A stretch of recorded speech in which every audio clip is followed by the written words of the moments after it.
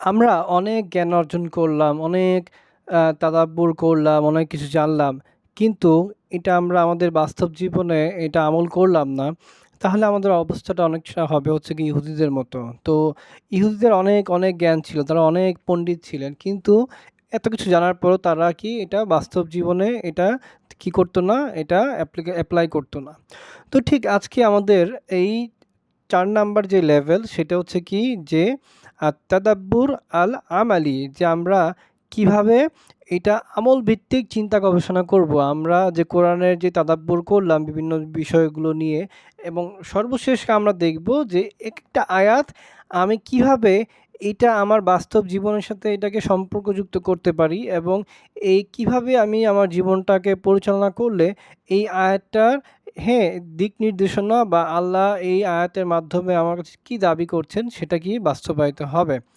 তো আমরা আমাদের প্রতিটা মানুষ তার আসলে জ্ঞানের যে একটা পাত্র, সব মানুষের খালি থাকে। তো এই জ্ঞানের পাত্রটা যদি আমরা বিশুদ্ধ ইসলামিক জ্ঞান দিয়ে যদি না পরিপূর্ণ করি, তাহলে কি হবে? এটা অশুদ্ধ এই জ্ঞান দিয়ে কি পরিপূর্ণ হবে।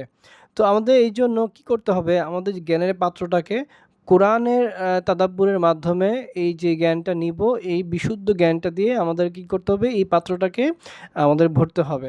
এরপরে আমরা আমাদের এই পরবর্তী তাদাব্বুরের মাধ্যমে এই যে জ্ঞানটা আমরা নিলাম, এই জ্ঞানটাকে কি আমাদের দৈনন্দিন জীবনে যে মানুষের যে বিভিন্ন ধরনের ডাইমেনশনগুলো আছে, যেমন আকিদা, ঈমান, তাওহীদ, ইবাদা, মুআমালা, মুআশারা, আখলাক, আদাব, এবং আমরা দৈনন্দিন জীবনে কোনো একটা বিষয়কে যে আমরা সঠিক এবং ভুল এই যে নির্ধারণ করি, এই নির্ধারণ করার জন্য যে নীতিমালাগুলো, সেগুলো কি আমরা ওই যে কোরআন থেকে আহরিত জ্ঞান, এই জ্ঞানটা আমরা কি করব?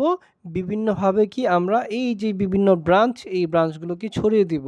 তো এতে করে কি হবে? এগুলো যখন আমরা ছড়িয়ে দিব, তখন আমাদের ওই জ্ঞানের আলোকে কি আমাদের, হ্যাঁ, ওই যে আদব, আখলাক, হ্যাঁ, ইবাদা, মুআমালা, আকীদা, তাওহীদ এগুলো সব কি পরিচালিত হবে। তো আমরা একটা বিষয় খেয়াল করব যে আমরা আমাদের জীবনে যদি আমরা কোরআন তাদাব্বুর না করি, তখন যেটা হবে যে আমরা বিভিন্ন ধরনের ইজম বা বিভিন্ন ধরনের যেই মানুষ মানব রচিত যেই বিভিন্ন ধরনের যে ফিলোসফিগুলো আছে বা থিওরিগুলো আছে, এগুলো কি আমাদের ওই জ্ঞানের যে পাত্র, ওইগুলোকে কি করবে? অকুপাই করে ফেলবে। তো তখন আমাদের আকীদা, বিশ্বাস, আমল, ইবাদতটা কিন্তু ওই ইজম বা ওই থিওরি দিয়ে কি হবে? পরিচালিত হবে। তো এটা খুব গুরুত্বপূর্ণ একটা ব্যাপার। তো আজকে আমরা এখানে শেষ করব। আসসালামু আলাইকুম ওয়া রাহমাতুল্লাহ।